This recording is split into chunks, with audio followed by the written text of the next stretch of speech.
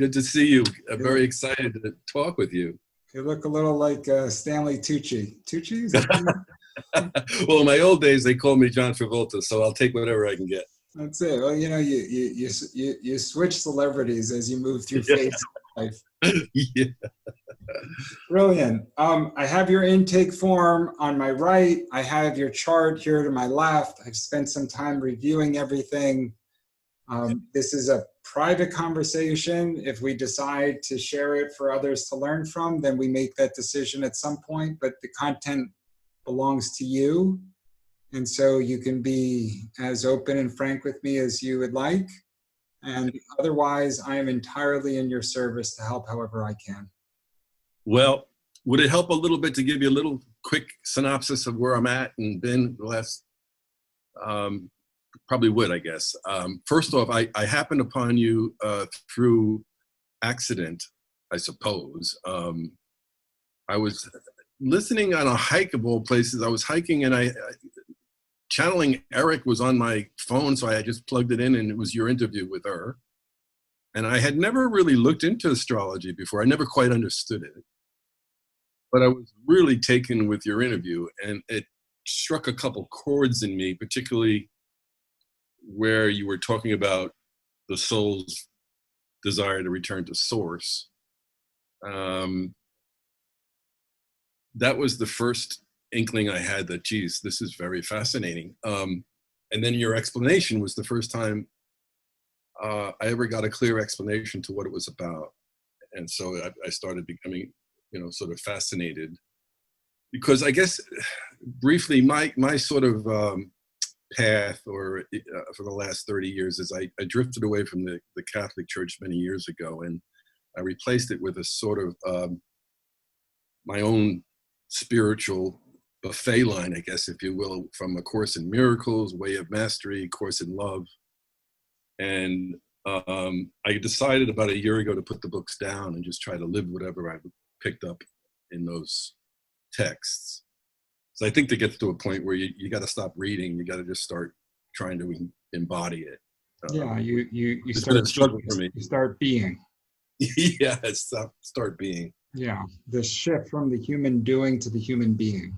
Yeah, exactly. That's where I found myself about 8 or 9 months ago. And then oddly enough,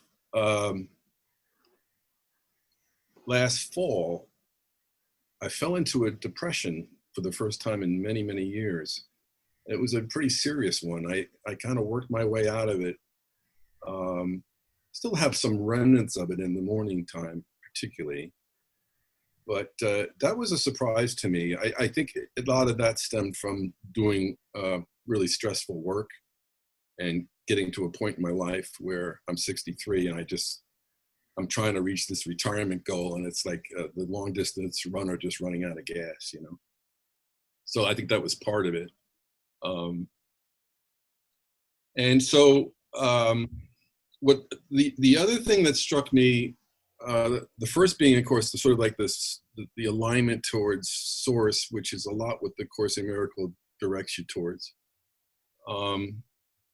But the other thing, it gave me a way of looking at the most important relationships in my life, being my wife of 40 years and my kids that are in their early 30s. It gave me a whole new way of framing the relationship as it relates to, say, for my son. There would always be an unspoken feeling that he's not achieving enough, or he's not good enough, or he's not getting there, instead of and none of that would really be voiced to him. But it struck me that, he was born in November, and I have a brother that's just like him, born around the same time, in the sense that he is sort of stuck in life, doesn't know how to move forward, is extremely brilliant, but doesn't know how to put himself first and be aggressive enough to hold a decent job that he likes. Whereas my daughter is the opposite. She's born in June. She's very extroverted as opposed to introverted. So it gave me a whole way of looking at things that understood for the first time, really, that this was their soul journey, that there's nothing wrong with Ryan per se. It's just that his strengths and weaknesses, if you want to call them that, just need to be balanced out along his path.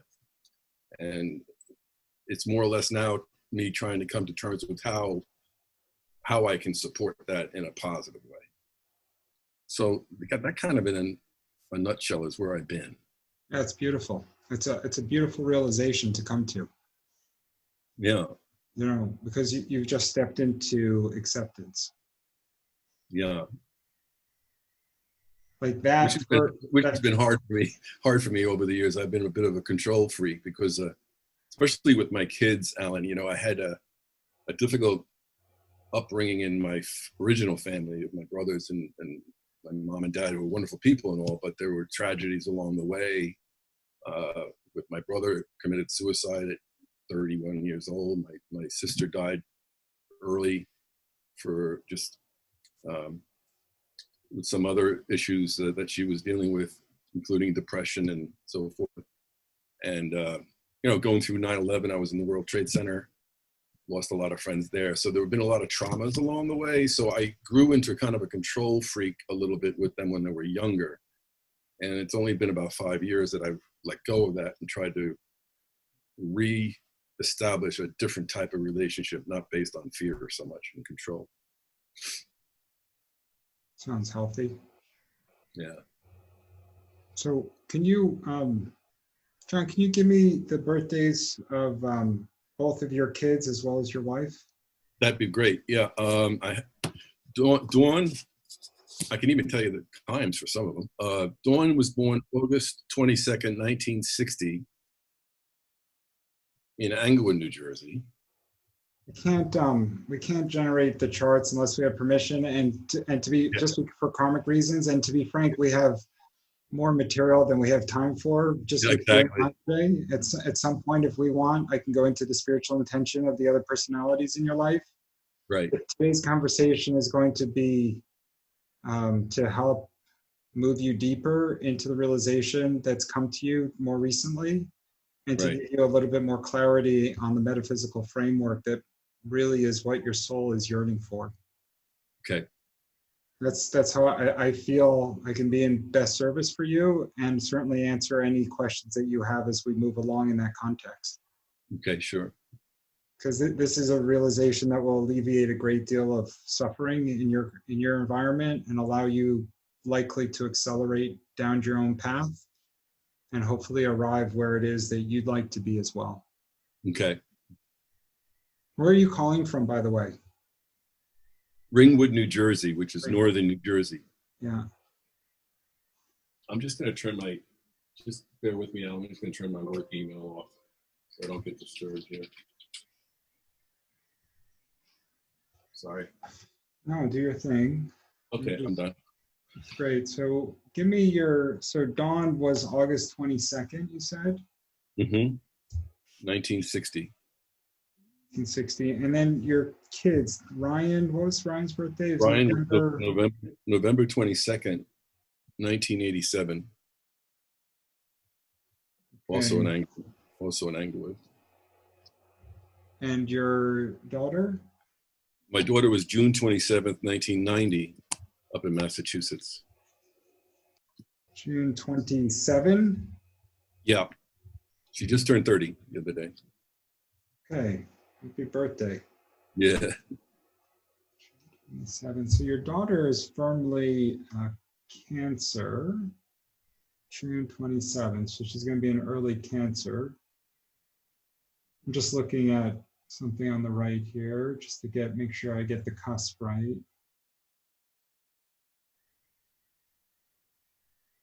And then your son, both your son and your wife are right on the cusp. Just want to see where your wife falls. Leo, August. She's the first day of Virgo. And your son on November 22nd. Yeah, had to be the last day of Scorpio. Okay. Okay. What else would you like to share with me? What else is on your mind?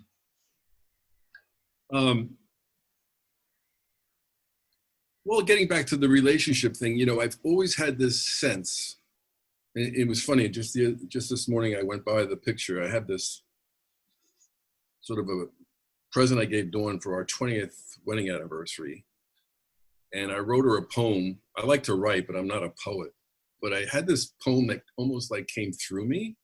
I was reading it this morning, and it struck me. It was called "Whispers in Heaven," and the first line went, "We whispered once of a plan to meet, to follow the arc of an earthly love affair." It goes on about the strange and amazing coincidences of how we met and continue to meet until we got married.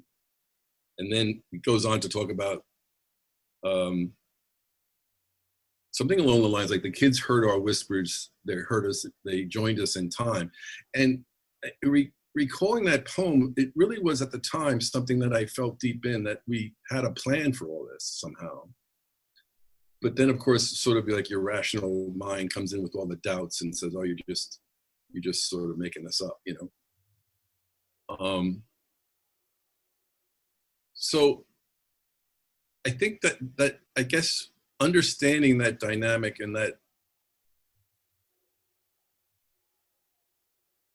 it is quite likely that we had a plan to meet, and then exploring why, I guess, is the question. Is that, you know, what is it that we were trying to accomplish? And are we accomplishing it, or am I accomplishing it? I guess that's really what I'm seeking. When did you break away from the church? It wasn't a formal break, but I would say I'm 63 now. I guess in my early 30s, Yeah. I just happened to pick up the Course in Miracles one day, and I just was glued to it for years. And that became my religion, sort of a personalized approach. So you trust your intuition? To a certain extent, yeah. I mean, there's the logical mind, and then there's the intuitive self, right? There's the quantitative measuring mind, and then there's the feelings self. There are parts of your being that we could measure quite clearly, right? If we had to measure your IQ, we could do that. If we had to measure the hours that you worked, if we had to measure where you spend your time, for example, what appears in the practical space to capture most of your attention, we'd have a way of measuring that. Right. If we had to measure your creativity or how deep you love, right? If we had to measure your intuition or your judgment, we wouldn't really have any metric by which we could measure those things. I see, right. And that's because there is a human John at play here, which is the incarnated self, which is the body and the mind that you've come into, which is good at the practical things. It can eat the right foods, it can care for the people around them, it can hold down a job or run a business. Right? And then there is the non-measurable parts that are your essence, your true self, that have embodied this physical form, that will be your eternal self, that has been with you for a very long time, and is the part of you that is encouraging you to read A Course in Miracles, or to spontaneously write a poem, or to question more your practical existence, and to try to figure out a greater reason for your being. Right. And when you can hold both of those, you're in an advantageous space as a Gemini with an intellect in Gemini, because you have the capacity to hold two opposing views or thoughts, and you can hold them in perfect harmony. You can actually seamlessly move between these views as if one is right and then the other is right. And simply because they're opposing views, it doesn't feel as if one negates the other for you. Although I would say that there's this frustration of being in the practical, the energy and time it takes, especially as you get older, that is devoted towards making a living and supporting the family. When there is this big pull in me, for example, I've had this book that I've wanted to write, a spiritual book that I've wanted to write for long. And it's almost like a haunting, trying to bring me back to it. And is the the struggle seems to be between the fear of letting go of all the daily responsibilities to achieve that spiritual task of writing this book. I haven't been able to balance them out. I find myself sort of just exhausted in the day to day. And so so the Gemini, like no other sign, has to be quite prudent and judicious with how it spends its time and where it gets drawn with its intellectual prowess, because it can easily find everything interesting and it can spread itself thin quite easily. That's interesting. I do that constantly. I get interested in things and I'll take a tangent all the time. And maybe those tangents are just sort of distractions to.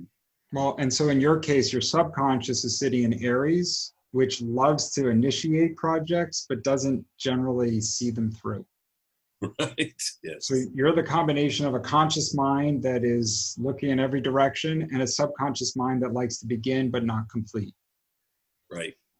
And so that's the energy that you've chosen. When we were speaking of the two minds, the first mind, the measurable mind, that's the body you've incarnated into. The non-measurable, the essence of you, that's your spiritual self. The energy that I'm bringing into your consciousness right now is the energy that your spiritual self drew in for this incarnation to help it on its mission. I see. And the energy that Dawn brought forth was also to be both compatible with you, but to be congruent with her mission, just the same way both Ryan and your daughter drew in the energy that they needed to affirm whatever elements of their journey they needed to work on most. I see. It's amazing. And if you take it one step further, certainly you and your wife of all these years had a pre-incarnation plan to come together and to form the relationship that you did, but your kids on a pre-incarnation basis chose you to be their father. Mm-hmm. And they chose you knowing that in some ways you would create a degree of conflict or struggle, but also support and love. There'd be that juxtaposition between the practical as well as perhaps the adversarial that they could leverage for their own journey. I see. Wow. And as you extend further into consciousness, you'll start to create a different vibration, and that vibration will result in a different relationship with your kids. It's definitely grown well in the last few years, for sure. It's definitely different. Yeah. So the shift is less oriented around the things that you do, perhaps with your kids, the practical underpinnings. And it's more oriented around the vibration, the energy, the feelings that are emanating from you that create in either greater resonance, which is they draw to you, or it creates a disturbance that pushes them away. Right. And that's the vibration. It's a vibration you're feeling with me, or you felt when you watched that interview or listened to that interview on YouTube. There was something in there that said, this is a direction I'm called to. Right. You could have watched 100 different videos on YouTube that month, but there's one individual that you decided to speak to. Yeah. Yeah. And it's because there's an energy that governs everything, and that energy is your soul. That energy is your true self. That energy has chosen this body, and it's hanging out in northern Jersey, and it's moving through its journey, but it's been called into greater understanding and consciousness now for a long time. Yeah. A rupture from a traditional Catholic establishment, even if it's only a partial break, is an indication of expansion into greater consciousness, a desire for greater knowing. And I say that because it's very easy, if you just fall in line with the teachings of the church, for example, to just stay in that construct your whole life, and it can be satisfactory for people. But when your journey has evolved to a point where the answers that you seek are no longer being met by an establishment, then you start to call out into greater spiritual text that speaks to an evolution, a calling into something beyond anything that the human establishment has come up with. Right. So it's been a kind of a times lonely but persistent journey through those courseworks and things, and it's never abated in me. It's always there, almost every day. the spiritual part of my life is really always there. It's always calling me to try to grow beyond the types of ego and fear that plagues so many people. But it especially has been the prime reason for me, I think, to move into those fears early on was this feeling of how do I get beyond all this anxiety and fear that I see around me and within myself since I was young, Yeah. And so for this chart, it requires truth. So this chart needs truth more than anything, which is when a fear and anxiety arises within you, the very first starting point for you is to ask, but is that true? Right. When you have a thought, and you have a lot of thoughts, but because this chart likes to have thoughts. Oh God. Yeah. But when Ask you, my wife about that. Yeah. I'm thinking too much all the time. yeah, this is information overload with this kind of energy. It's okay. You can also communicate well. There's a lot of benefits to these energies as well. And it has a lot of ideas, and a lot of those ideas can really bring about wonderful change. It has the capacity to introduce and interject change in a lot of situations. It has no attachment to anything fixed. It doesn't have this desire for things to always look the same. It has the ability to evolve. Mm-hmm. Mm-hmm. And so you can see that there's always a duality. There's an overactive thinking mind, which can be a liability, but there's also the ability to have wonderful thoughts and to change and evolve, which can make it into an incredible asset. Your job is to recognize when both are at play and to accentuate the tools that allow you to be more stable and structured so that your desires and your calling can be best fulfilled. And to stay focused instead of get so distracted. The 10,000 shiny objects, as the Chinese call it.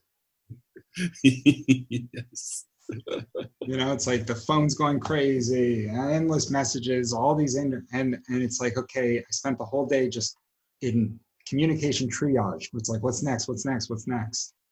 Exactly. And then you're like, wait, why did the whole year go by and I didn't write my book? Right. Like, how many hours did I spend consuming endless unnecessary content or just communicating with people in rather insipid ways that was completely without value? Right. Yeah, that's my big frustration. I know. It's okay. It's okay. I'm telling you, it's wonderful in this disposition if you can harness it, because then, this book that you write, you could still have a million different ideas pouring into it, but it's pouring in the context of the book.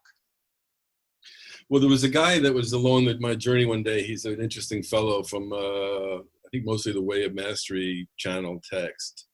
He once said to me, the reason, because I've written other books, no problem. He once said to me something that struck me, that says, the reason you haven't finished this book, or the reason why the book keeps more metamorphosed, it kind of keeps, the theme of it keeps switching.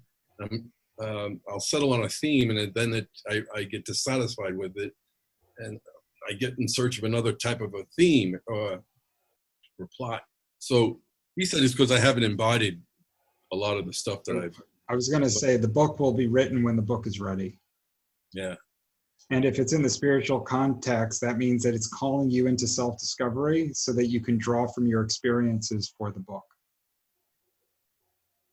That's almost like you can't teach that which you haven't experienced. In the spiritual, you can try to pretend to teach. Your effectiveness as a spiritual teacher requires your own experience.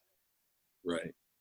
A college professor could pick up a book and teach a new formula if they had enough framework around it, even if they had never, applied it in the practical space. But a spiritualist will draw from his reservoir of experience and with humility, really lean on teaching that which he's been through. Right. If I haven't embodied it fully, then there's nothing to teach. And so it's actually saying, continue along this journey and learn that which you must learn, and allow the book to build out from your journey. Right. And your intuition, being your guide, is telling you when that book is ready. I see.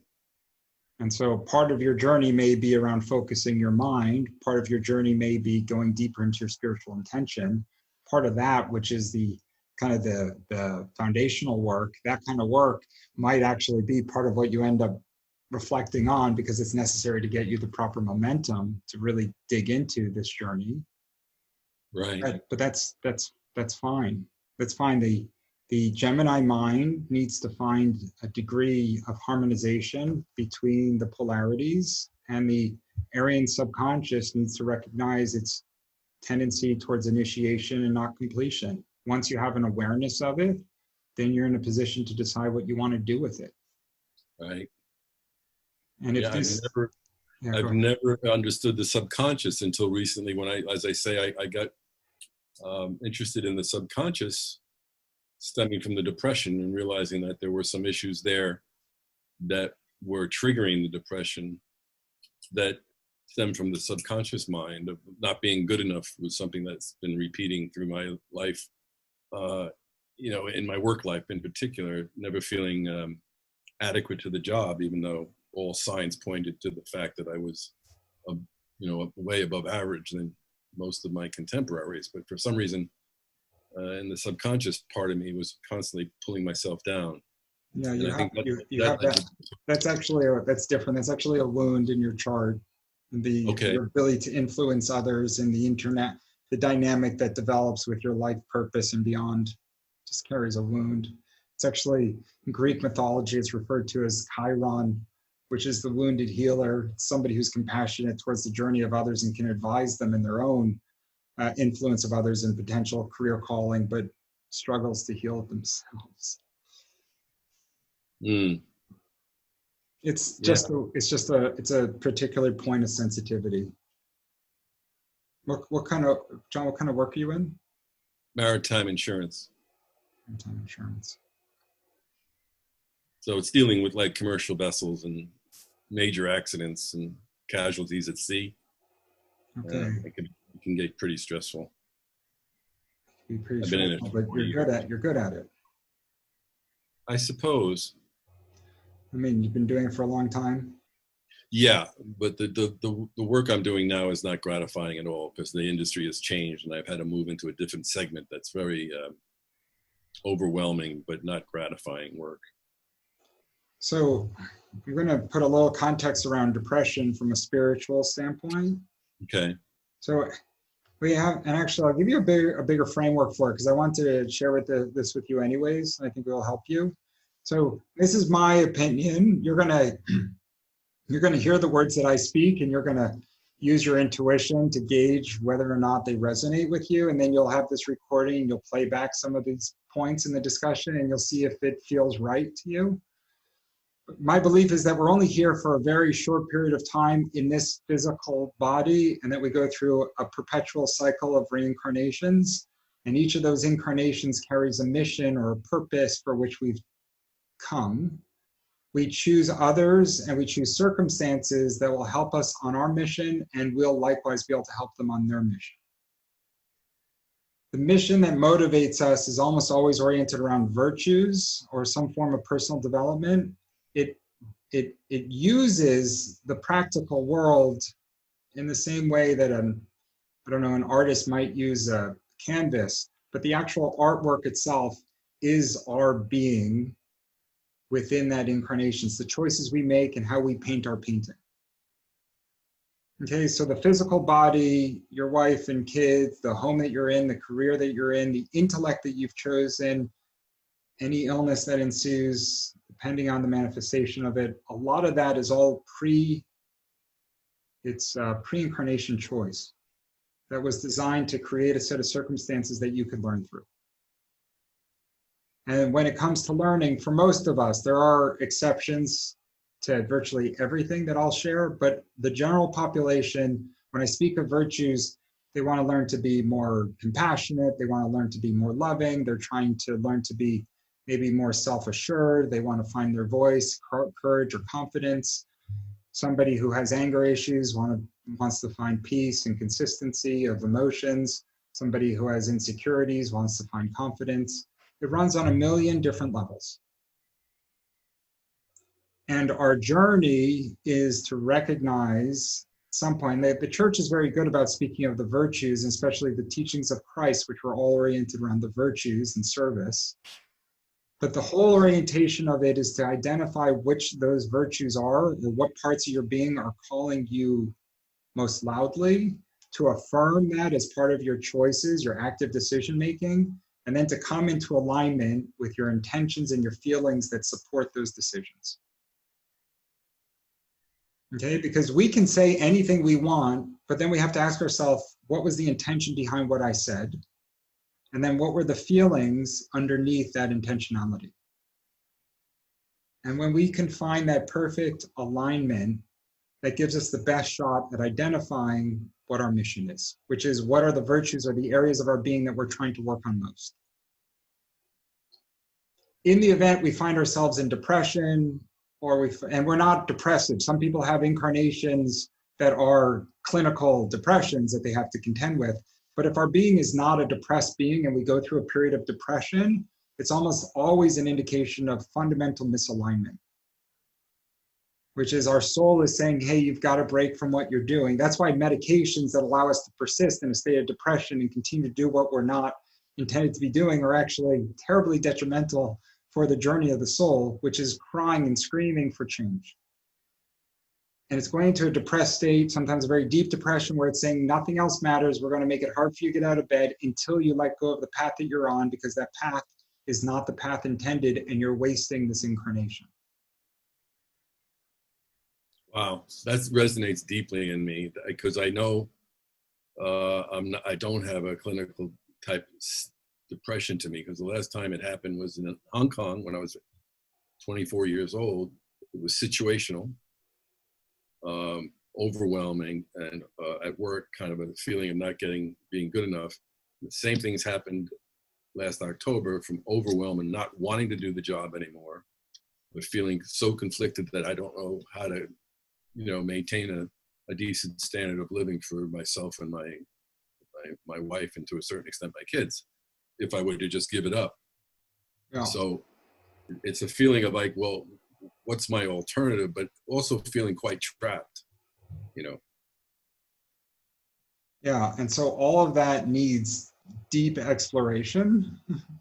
It's your life. It's not, obviously, there's nothing trivial about all those concerns. They're valid.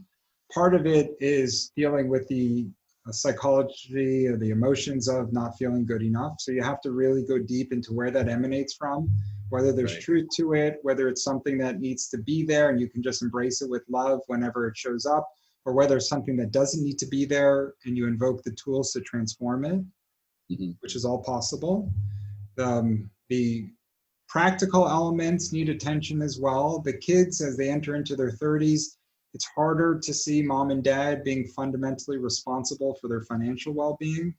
At some point, they'll need to figure out their own path. That's something that you'll figure out and the family has to figure out. But in general, when we get stuck in the materialistic or fear-based mindset, we start to create belief structure that allows us to stay in that mindset, which is, I have to keep working, I have to care for my kids, I have to keep working, I have to maintain the standard of living. Right. Even when this way of life is no longer serving us, and fundamentally we actually don't have to care for our kids, and fundamentally we're probably not all that attached to the standard of living.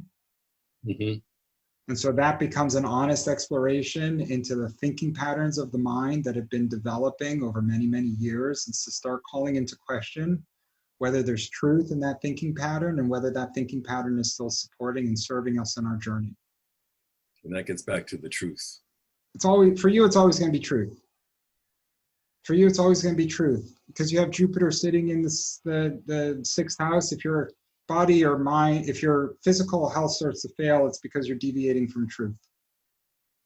And with the Gemini, with the intellect in Gemini and the energy that's coursing through this chart, it's fundamental that you find yourself in the truth. If you're a water sign like your sun, it's actually more fundamental that he finds himself in an emotionally supportive state at times. And depending on where the rest of his chart goes, he might need even if he doesn't exhibit compassion, he might need greater compassion. Even if he doesn't exhibit emotion, he might need a more emotional sensitivity. Depends on the rest of his chart. But the Scorpion energy is going to carry water energy. It's going to be a different vibration. The air energy with complements, heavy complements in fire, this chart's going to need to think it all through, and it's going to you're going to have to find the truth to make your way forward. Yeah. Yeah.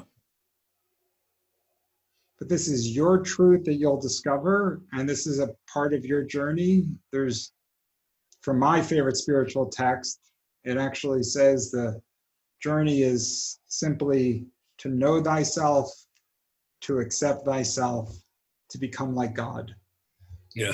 And the way it's presented, it's almost as if each of those three things are of equal challenge. Know thyself, accept thyself, become God. Become like God. I just had my part of my subconscious, I think you said the Aryan mind, try to go after that glittery object and ask you what book it is, but I'm not gonna. It'll come to you when you're ready. I'll give it to you when it's time. But that was a good example of how my mind works. Oh, I gotta get the name of that book.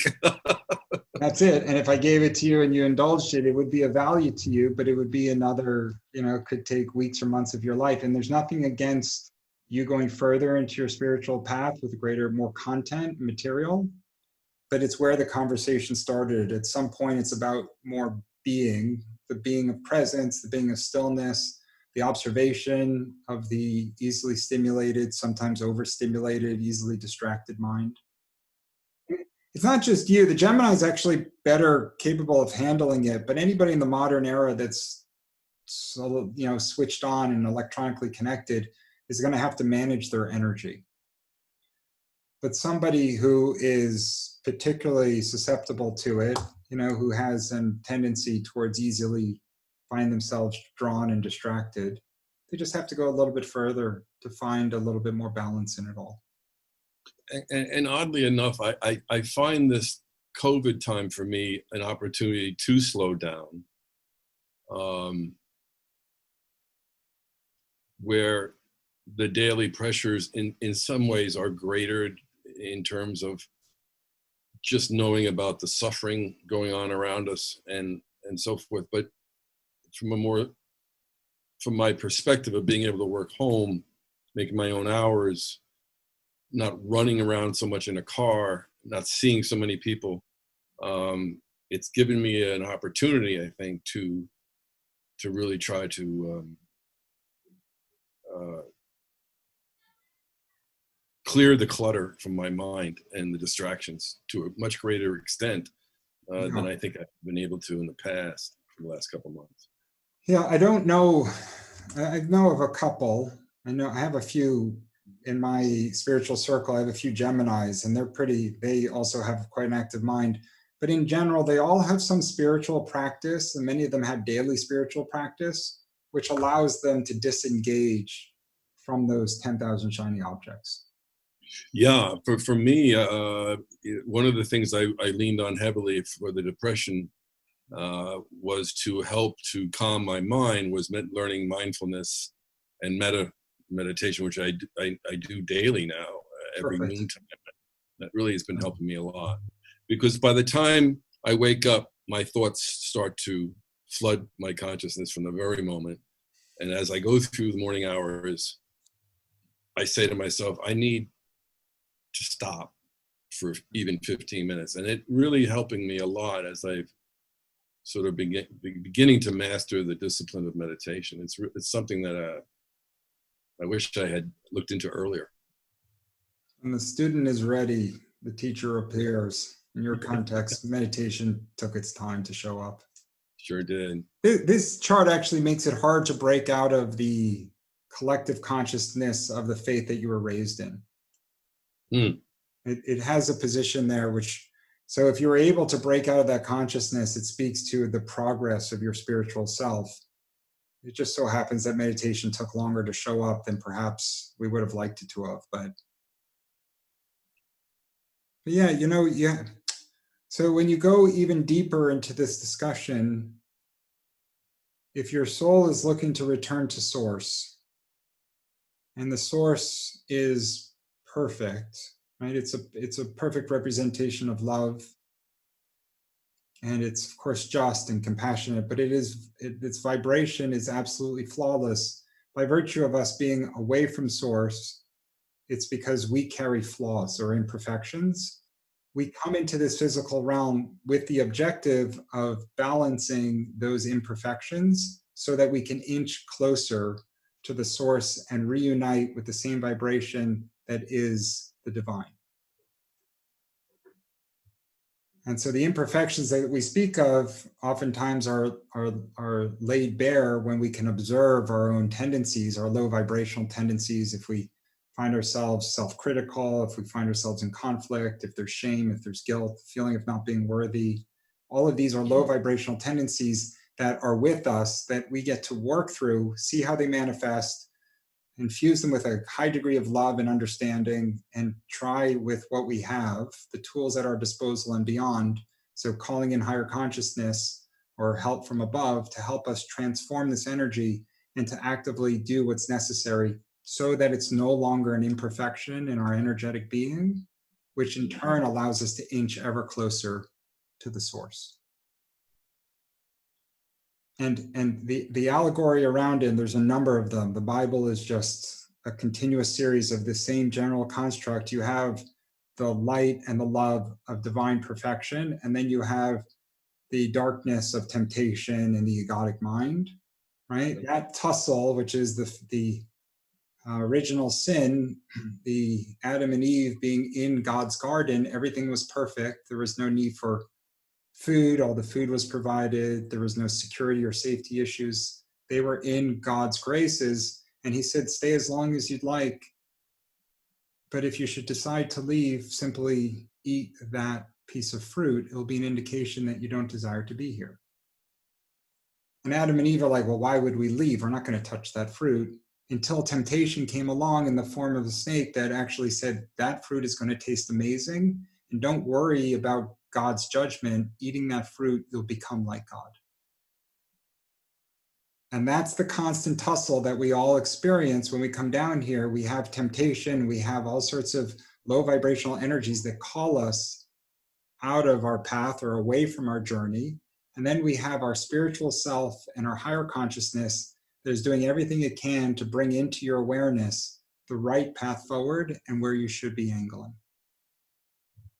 And that's the journey of souls. Every soul has come down here in the hope of maximizing the incarnation to inch ever closer to the divine from where we've come and to return to the Garden of Eden.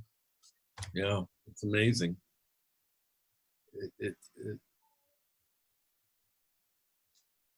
It's so clear when you step away from it and see the perspective of it. It's so confusing when you're in the midst of it. Isn't it amazing? And so if it was clear when you're in the midst of it, then there would be no midst of it. It would just be pure clarity. Right. Right? You need to take the moment, you need to break away, you need to indulge your consciousness with a greater consciousness, or every so often find yourself in a state of reflection, introspection, so that you can see when you're carried away by the distractions. Right. That's and why. The distractions become less of a time.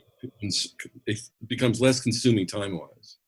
Let's say it was anger that was taking me over. It might be something happened to me from someone that could have stayed in my consciousness for days, as opposed to being able to work through it in 5 or 10 minutes. Well, that's it. Or not even be affected to begin with.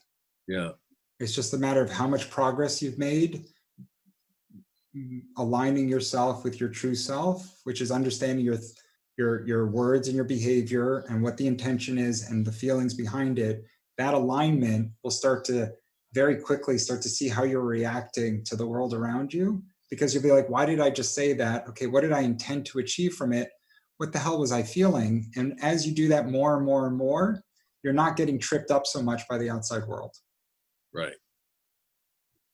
Exactly. Right? And that's just it. You get to say, okay, I don't feel worthy. And you're like, okay, when did I first have this feeling? You're like, I think I was like 6 years old, 10 years old. Yeah, I was.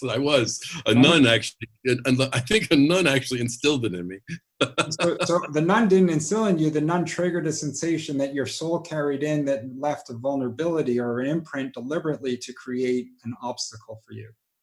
Yeah. Because that same nun treated all the other kids in the class the same way. But you're the one that 50 years later, six, whatever it is still feeling that sense of unworthiness. Yeah. And that's fine. It's great that you have the awareness that you have that feeling. The choice is when that feeling is there, what do you want to do with it? What do you do with it? Right.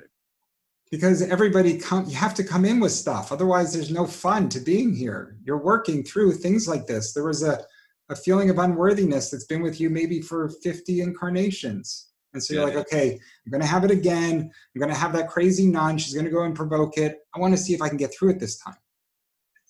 Yes. And how do you get through it? You grow so phenomenally aware. You're like, I know when this happens, it triggers it. I can anticipate when it's going to happen. I know the personalities that end up having the greatest impact and likelihood of bringing it into my consciousness and making me feel that way. You can do everything you can to grow so aware of it. And then you can say, and you know what, from this point on, when it happens, I'm going to love it. I'm going to love it, knowing that having an awareness of it and infusing it with true love, recognizing that somehow, some way, it's a necessary part of my journey, even if I can't understand it entirely. I'm going to recognize that the more love and compassion and acceptance I give it, and the less low vibrational energy, which is hate and disdain and conflict, the greater the love I infuse into it, the better my opportunity is to transcend it. I'm telling you, these are the tools. These are the deep spiritual tools that can transform your entire journey. Coming into alignment with self, and then recognition of some of your own struggles, and starting to bring high vibrational energy into them, as opposed to the typical knee-jerk low vibrational reaction. I know we're getting short on time. Something just entered my mind. I was raised by a very beautiful pair of parents. My father was a professor, and my mom was pretty much a stay-at-home mom. Didn't have a lot of money growing up. There was obviously a lot of dark periods. As I said, my brother committed suicide. But I also get the impression that I was meant to come meet through them to learn through those kind of conflicts.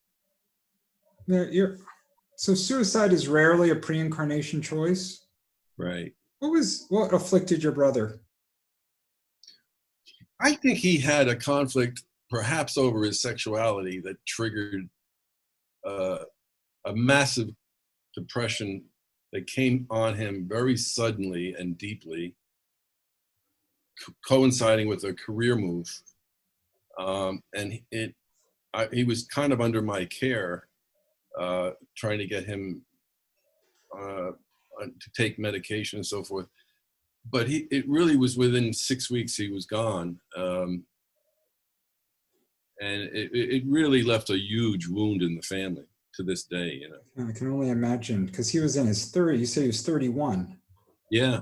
Well, give me your brother's birthday. May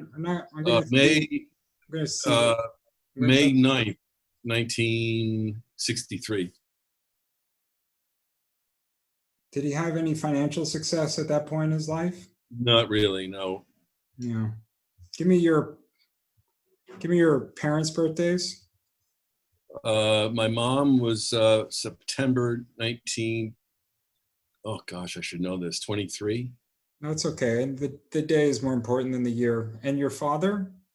October 1923. Forgot the date. October 14th. Oh, do you know, was it the beginning of October? Was it the end of October? I think the beginning. I should remember this, but I can't. It's okay. So, and your mother was in September. You said 19. It wasn't the 19th of September. It was September. Do you know her day? 22nd, I want to say. September 22nd. Yeah.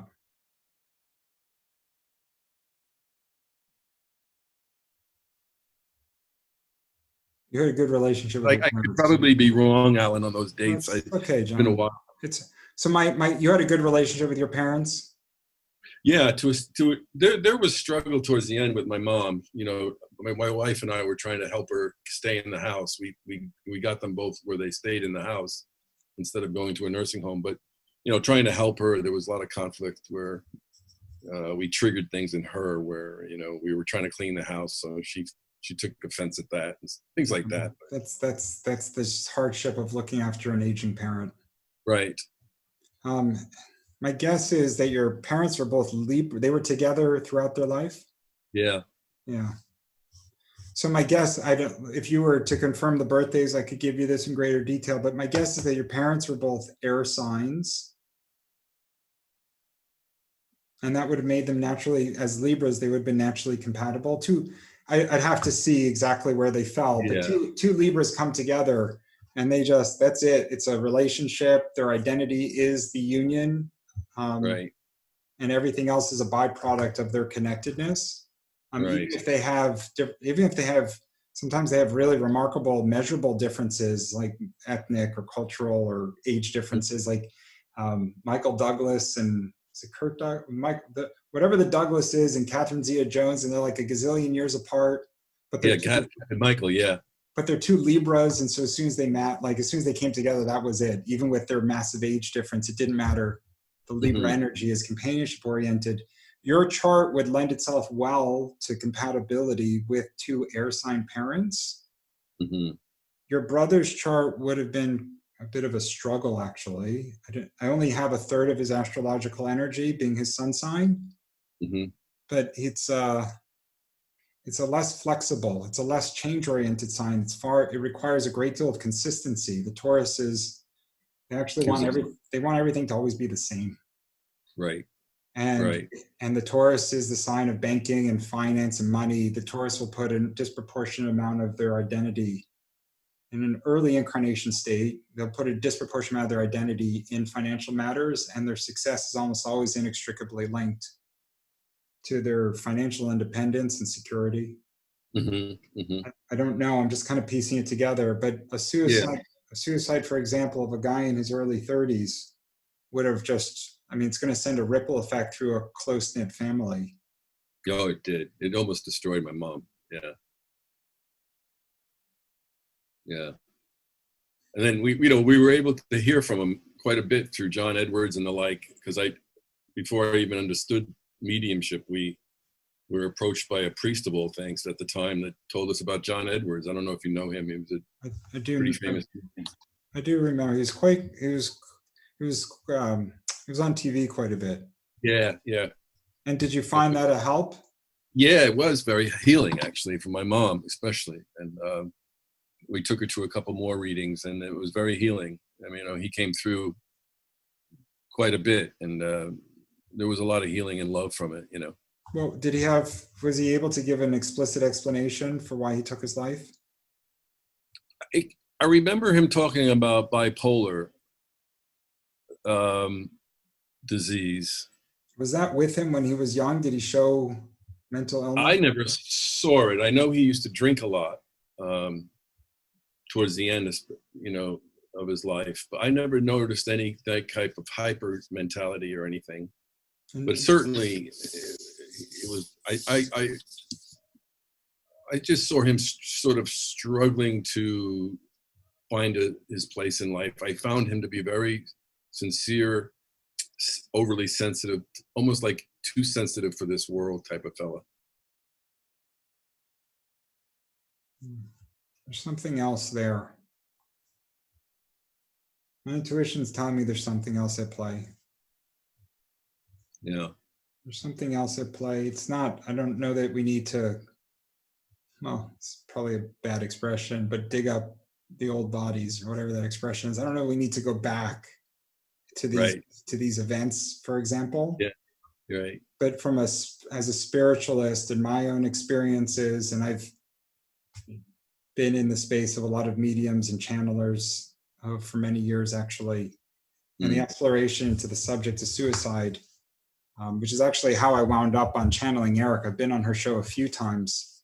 And she's asked me more than once, did Eric, on a pre-incarnation basis, decide to take his life? And it's contradictory to the reason that we're here. Yeah. Like, we're here to work through certain elements of our existence. Some of us are here just to be in service, we've made enough progress that we simply have decided to come back prior to reunifying with Source, but we've decided to come back to be of service to help others accelerate on their own path.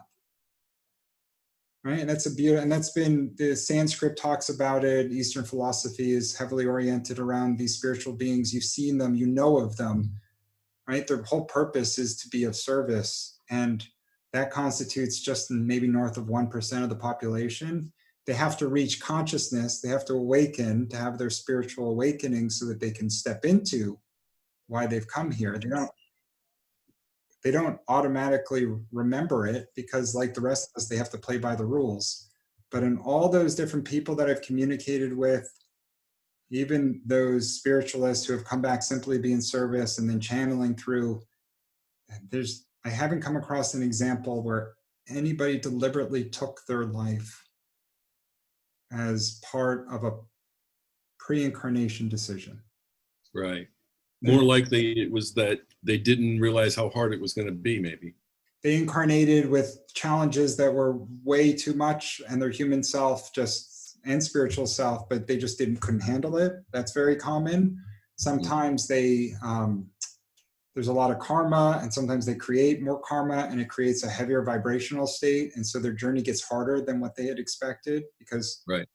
And then sometimes there's a lot of, it's funny because the church is always asking us to pray for protection, and it's funny because I had said this, now I lay me down to sleep.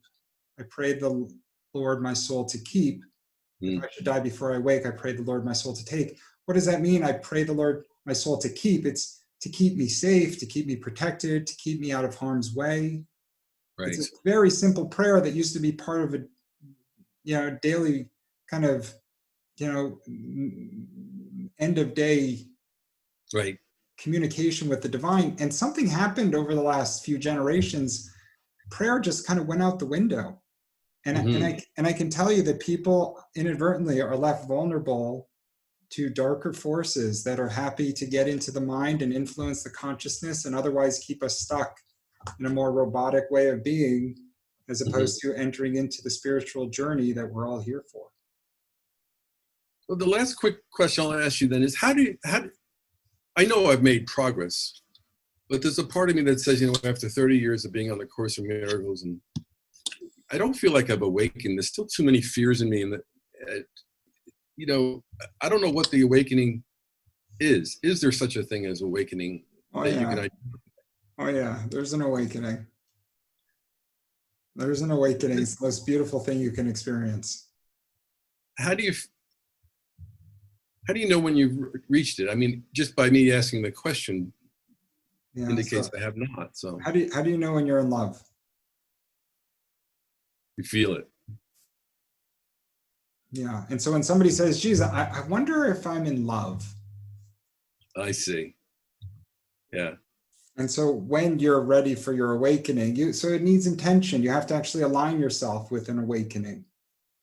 Right? It requires, you start with the alignment of self. That's your first biggest step.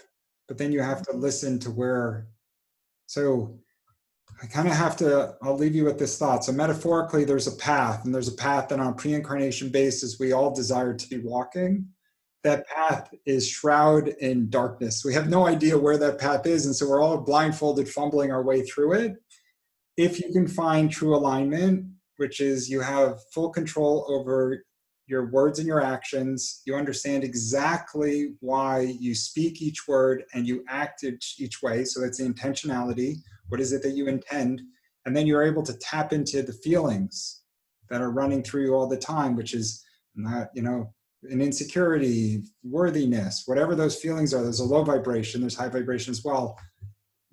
With that perfect alignment, and meditation is a wonderful tool to calm the human mind, to give you greater clarity around these workings. But with that true alignment, the path automatically starts to show itself. And so instead of spending your life trying to find the path, the journey is inward into understanding and acceptance of self. And then you realize that the path will start to show itself. Wow, that's very powerful. That's interesting. The path shows itself.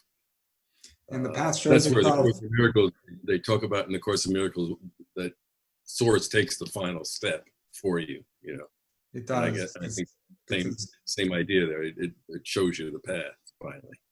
yeah, and actually, you know what the irony After- is? When you Fun. realize it, you're already on the path. Yeah.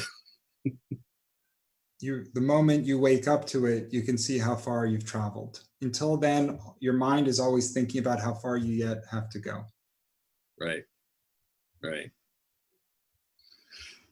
Well, Allan, I think that's a good place to stop. And I want to thank you so much. I got so much out of this, and I'll be following you on your website. And I think you've got a bunch of YouTube things I'd like to check out too. Yeah, watch some of them. They're nice, healthy discussions with people like yourself at different points in their journey, you know, who are okay with me sharing is actually what it comes down to.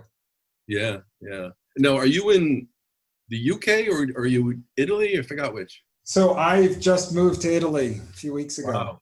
Wow. So you talk about walking the path. So I'm just in alignment. My alignment has told me where to be, and I was in the corporate space for a long time, but I reached a point similar to yourself. The fulfillment just ran thin.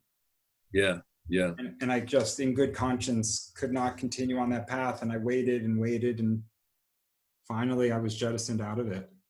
Wow. Interesting. So you could relate to what I was saying. We could have spent the whole conversation just on that single point. Yeah. I felt like this would be a greater value for you. Yeah, no, it was. And I'm sure I'll be back talking with you again soon, hopefully. And it's great, Allan. Thank you.